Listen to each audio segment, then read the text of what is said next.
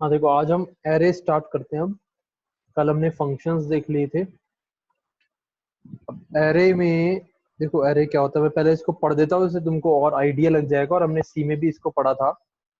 C++ provides a data structure, the array, which stores a fixed size sequential collection of elements of the same type. मतलब जो भी हम data type use करते हैं और उसमें फिर वेरिएबल यूज करते हैं, ठीक है। तो जो वेरिएबल्स होते हैं, हम एक ही डेटा टाइप के, अगर हमारे पास मल्टीपल वेरिएबल है तो हम उसको एक ही सिंगल एरे में स्टोर कर सकते हैं।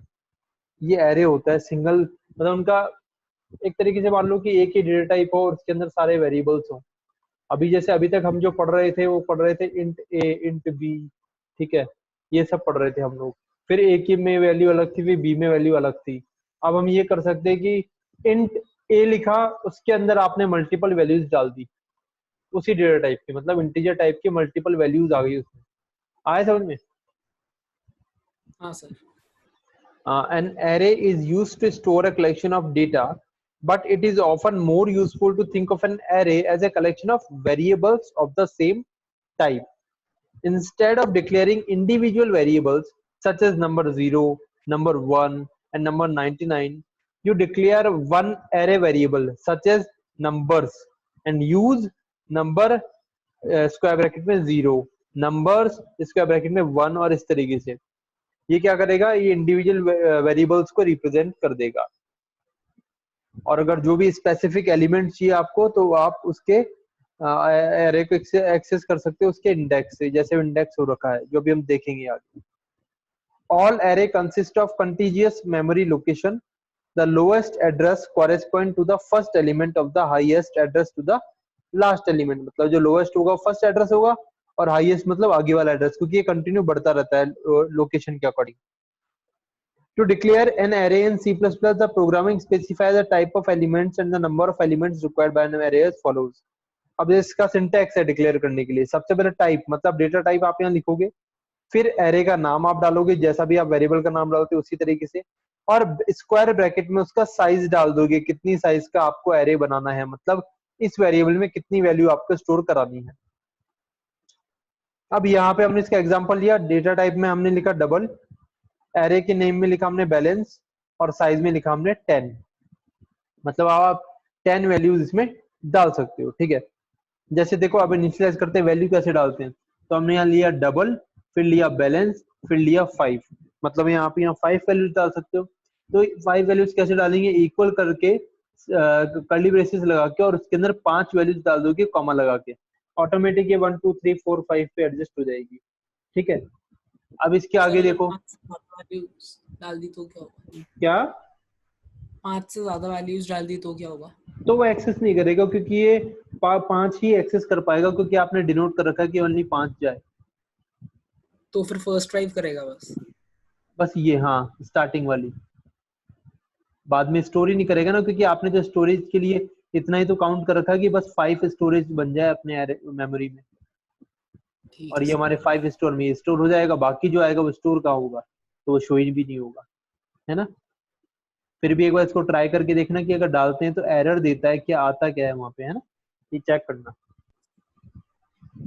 अब जैसे नीचे दे रखा है कि आप एक तो ऐसे डिक्लेयर कर सकते हो कि 5, तो आप 5 डाल दो। अब आप बोल रहे हो 6 कर दे, तो आप एक काम करो, इसको ब्लैंक छोड़ दो, साइज को, ये ब्लैंक साइज रहने दो इसका, और फिर चाहे जितना भी लिखो चेंजेस कर सकते हो आप। आगे समझ में, ब्लैंक भी छोड़ सकते हो इसको, ब्लैंक पे फिर कोई प्रॉब्लम नहीं होगी। अब देखो, एक्सेस करते हैं तो हमारा लास्ट नंबर कौन सा है, 50.0, जो कि 5th पोजीशन पे है, ठीक है। हमने लिया बैलेंस, 4th पे क्या है, 50.0।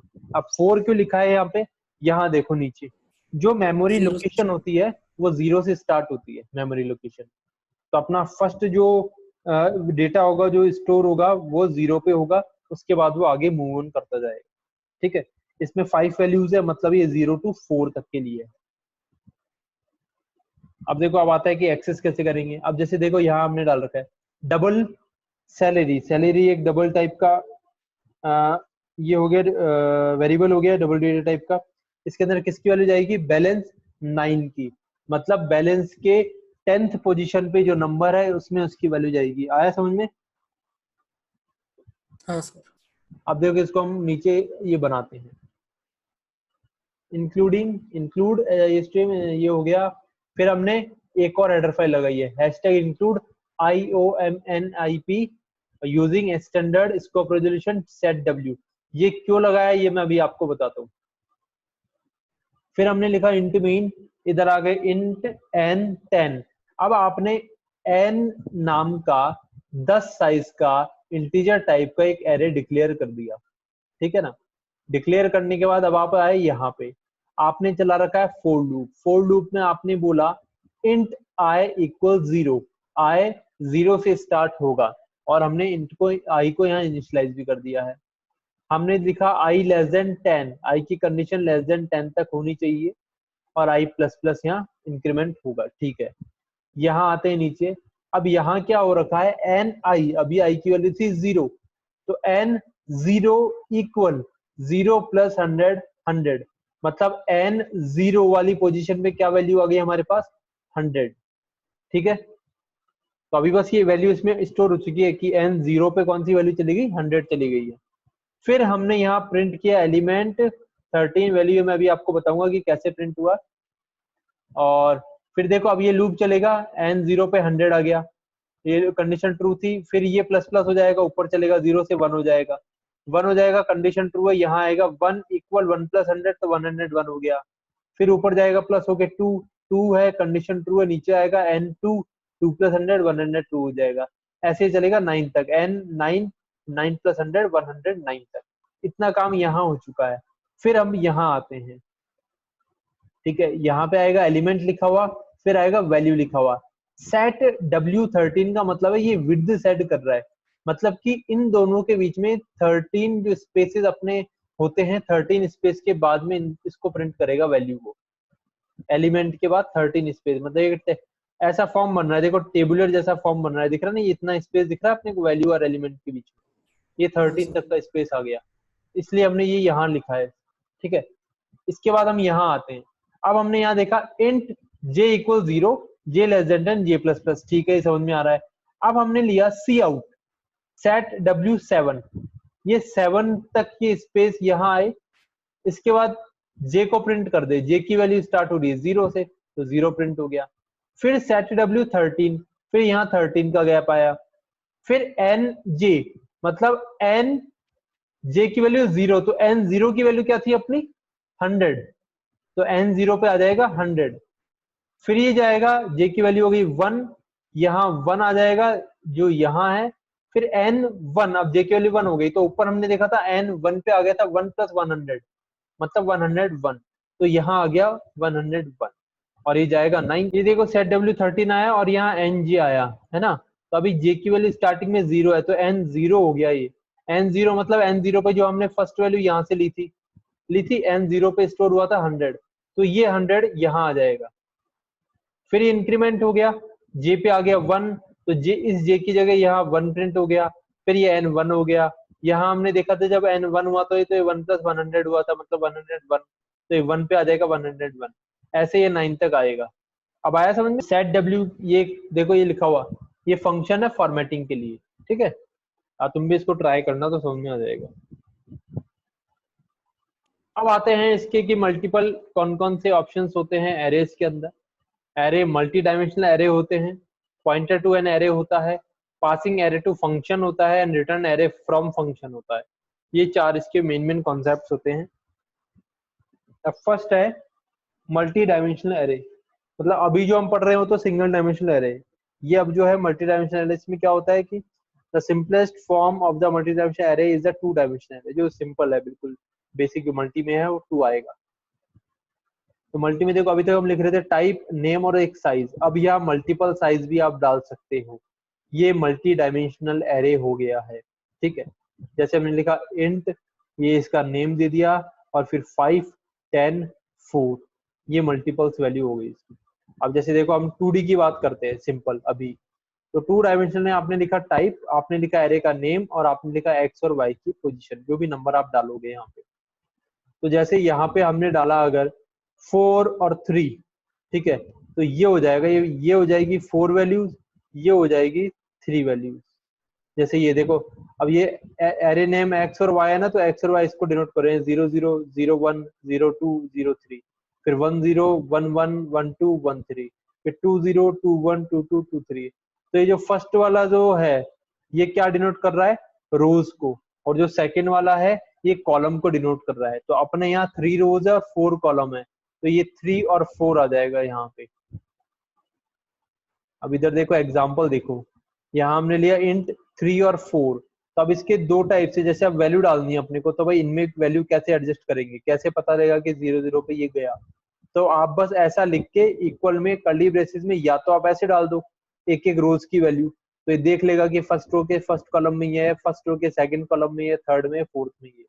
या फिर आप ऐसे डाल दो कर्ली ब्रेसेस लगा, डायरेक्ट सारी वैल्यूज डाल दो, ऑटोमेटिक अपनी अपनी जगह एडजस्ट हो जाएगी। पता है इनको एक्सेस कैसे करोगे, तो जैसे हमने पहले किया था, अब जैसे ये लिख रहा था कि वेरिएबल में किसकी वैल्यू आ रही है, ए सेकंड रो थर्ड कॉलम पे जो वैल्यू है उसकी, सेकंड रो का थर्ड कॉलम। तो जो भी होगा, जैसे हम यहाँ चलते हैं, इसमें सेकंड रो का थर्ड कॉलम, ये मतलब अभी देखो इसकी बात हो रही है ना यहाँ पे 2 3, तो A0 A1 A2 और A3 0 1 2 3, तो ये लास्ट कॉलम हो गया, थर्ड एंड फोर्थ, इधर से थर्ड और इधर से फोर्थ हो गया ये लास्ट वाला। तो यहाँ पे इसकी वैल्यू आ जाएगी फिर। अब जैसे यहाँ देखो, यहाँ क्या कर रखा है, इंट मेन में इंट ए नाम का एरे बनाया, 5 रोज 2 कॉलम बनाए और यह वैल्यू डाल दी, देखो 5 रोज 2 कॉलम की वैल्यू। अब यहाँ पे each output each array elements value, एक एक की वैल्यू प्रिंट करेंगे। तो हमने फॉर लूप लगाया, इंट आई इक्वल 0, सबसे पहले ये कंडीशन ट्रू होनी चाहिए। आई इक्वल 0 है तो आई लेस देन 5 है, ठीक है, कंडीशन ट्रू है, ये इस फॉर लूप से अंदर आ जाएगा। यहां आएगा तो अब आ रहा है इसमें 4 इंट जे इक्वल 0, ठीक है, जे की वैल्यू 0 हो गई। नाउ जे लेस देन 2 होना चाहिए, 0 है लेस देन 2 है, डन, ये भी ट्रू हो गया। अब ये यहाँ आ जाएगा। अब यहाँ सबसे पहले क्या प्रिंट हो रहा है, ए लिखा हुआ आ रहा है और ये वाला ब्रैकेट आ रहा है, तो यहाँ देखो ये ए और ये ब्रैकेट, ये एज इट इज प्रिंट हो गया। इसके बाद आई की वैल्यू प्रिंट, आई की वैल्यू हमने 0 से स्टार्ट की यहाँ, तो आई की वैल्यू 0 प्रिंट हो गई। फिर हमने ये दोनों ब्रैकेट क्लोज एंड ओपन लगा दिए जो यहाँ दिख रहे हैं अपने को। इसके बाद जे की वैल्यू 0 से आई थी, अभी ये वापस 0 आ गई है, और फिर ये वाली वैल्यू आ गई अपने पास में, ठीक है, और फिर कॉलन लगा दिया हमने, कॉलन आ गया। अब हमने लिखा सी आउट ए आई जे की वैल्यू कौन सी हुई, तो आई की वैल्यू 0 और जे की वैल्यू 0, मतलब ए 0 0 की वैल्यू, मतलब ये रहा ए, ए की अगर ये 0 कर दे, ये 0 कर दे, तो ये फर्स्ट वैल्यू हो गई ए की, ये वाली, तो ये आ गया 0। अब हम अंदर वाले लूप में थे अभी, अब जे था अभी 0, अब जे इंक्रीमेंट होगा जे का, तो जे हो जाएगा 1, 1 हो गया तो कंडीशन अगेन ट्रू हो गई, ये वाली कंडीशन ट्रू हो गई, तो आई की वैल्यू तो 0 ही है जो पहले से चल रही थी, जे की वैल्यू 1 हो गई, अब तो ये 0 और 1 हो गया यहाँ पे। अब फिर ये आई और जे, अब ए 0 और 1, तो ए 0 और 1 की टेबल हम देखेंगे मैट्रिक्स फॉर्म, तो ये वाली वैल्यू आएगी अगेन, तो 0 आ गया। अब फिर से हम अभी इसी लूप में हैं, तो अब जे की वैल्यू 1 थी, इंक्रीमेंट होगा, जे की वैल्यू हो जाएगी 2, यहाँ आएगा, अब ये कंडीशन फॉल्स हो गई, तो ये इस फॉर लूप से आउट हो जाएगा। आउट हुआ तो अब आई वाली वैल्यू प्लस हो जाएगी, आई की वैल्यू 0 थी, अब आई की वैल्यू हो गई 1, आई की वैल्यू 1 हो गई, कंडीशन ट्रू है, अब ये अंदर आ जाएगा, तो आई की वैल्यू तो फिर से 1 से स्टार्ट हो गई और जे की वैल्यू फिर 0 से, फिर आई 1 रहेगा, फिर जे की वैल्यू 1 आ गई, फिर 1 आते ही 2 पे आके क्रॉस हो जाएगी जे की वैल्यू, फिर वापस आई की इंक्रीमेंट होगा 2, फिर जे की 0 जे की 1, फिर क्रॉस होके आई की वैल्यू 3, फिर जे की 0 जे की 1, फिर क्रॉस होके आई की वैल्यू 4, जे की 0 जे की 1, फिर आई की वैल्यू लेस देन 5 है तो ये 4 तक ही जाएगी। ये आया तुमको ये फॉर्म किस तरीके से ये हुआ, मतलब ये आउटपुट में क्या चीज समझ में नहीं कि कैसे लिख रहा है या कैसे आया, ये चीज समझ में नहीं है हाँ सर। कि कैसे आया ना, है ना। हाँ देखो हम ये बोल रहे हैं कि आपने वैल्यू डाली यहाँ पे, ये वैल्यू डाली हुई है ना यहाँ पे, तो हाँ इन सर। सब की वैल्यूज फिक्स है ना, कि ये 0 है तो इसकी लोकेशन क्या है, ये 1 है तो इसकी लोकेशन क्या है। तो आप इनको क्या हाँ करो, ऐसे अरेंज कर लो, भाई हमने यहाँ लिखा है ये तो है रोज, ये है कॉलम, 5 लाइन हो जाएगी अपनी, तो ऐसे 1 2 3 4 5 लाइनें हो गई और 2 कॉलम हो गए, तो ये 5 लाइनें, फर्स्ट में आएगा 0 और 0, जो हम यहाँ देख रहे हैं ना यहाँ पे, तो ये आ गया 0 और 0, बस ये इतना सा है। फिर सेकंड में ये और ये, थर्ड में ये, फोर्थ में ये, फिफ्थ में ये ऐसे ही चल रहा है। तो ये ऊपर, फिर ये इसके नीचे, फिर ये इसके नीचे, ये इसके नीचे और ये सबसे नीचे। तो अगर मैं बोलूं अब जैसे यहाँ अपने पास कुछ भी आ रहा है कि A20, मतलब ए की सेकंड रो आ गई, तो ये तो फर्स्ट रो है, ये सेकंड रो में 1, ठीक है, 2 और 0 सेकंड रो और फर्स्ट कॉलम, तो ये सेकंड रो है और इसका फर्स्ट कॉलम है 1, तो यहाँ पे 1 आना चाहिए।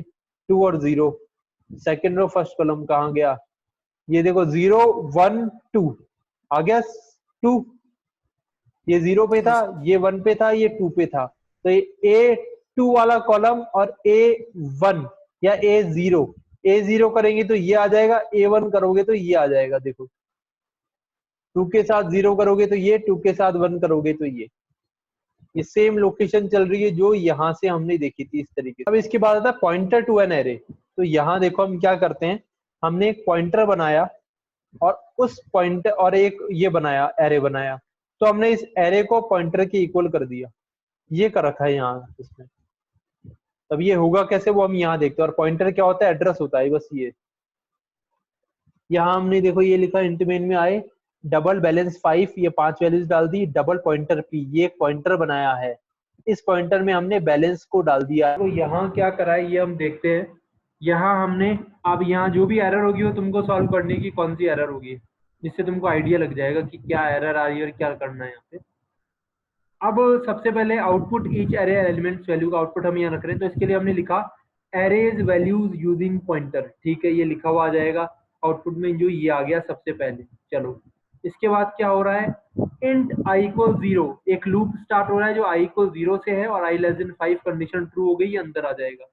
यहाँ जब आएगा तो सी आउट में हम क्या करें, स्टार ब्रैकेट p और प्लस, मतलब ये इतना सा देखो स्टार ब्रैकेट p प्लस, ये इतना इतना प्रिंट हो गया। इतना प्रिंट होने के बाद i की वैल्यू प्रिंट होगी जो है 0, क्योंकि हमने बोला i की वैल्यू 0 से स्टार्ट होगी।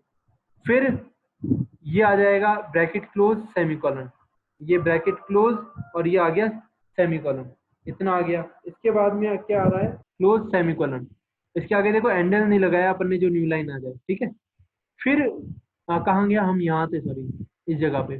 फिर सी आउट स्टार p प्लस आई, इसकी वैल्यू मतलब p प्लस आई की, अभी हमने यहाँ बोला कि p पॉइंटर के अंदर किसकी वैल्यू है, बैलेंस की वैल्यू है, तो पॉइंटर के अंदर +1 जीरो लोकेशन पे, अभी हम जीरो की बात कर रहे हैं क्योंकि अब ये पॉइंटर बैलेंस के इक्वल हो गया, तो जीरो लोकेशन पे वैल्यू ये है हमारे पास में, देखो है ना। तो अब p प्लस आई की वैल्यू क्या होगी, 1000, तो ये 1000 प्रिंट हो गई यहाँ पे, ठीक है।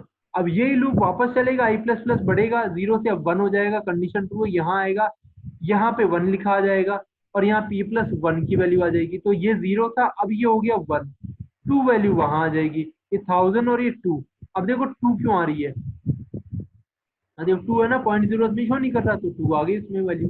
इसके बाद में अभी i प्लस प्लस हो गया, फिर ये अब 1 से हो गया 2 हो जाएगा, कंडीशन ट्रू है, यहाँ आएगा i की वैल्यू 2 आ जाएगी, p प्लस 2, तो 0 1 2, 2 पे है 3.4, तो अब ये आ गया 2 पे वैल्यू आ गई 3.4।